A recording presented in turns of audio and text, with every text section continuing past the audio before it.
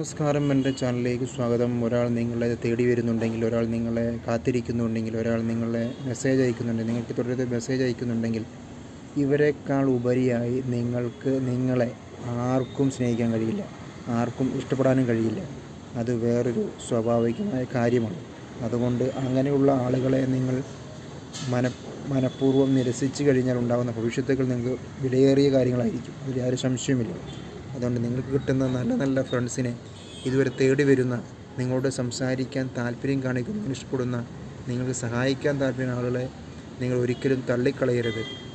മുന്നോട്ട് പോവുകയാണെങ്കിൽ ഒരുപക്ഷെ നിങ്ങൾക്ക് നിങ്ങളുടെ ജീവിതം തന്നെ മാറ്റിമറിയുന്നില്ല, ഒരു സംശയമില്ല.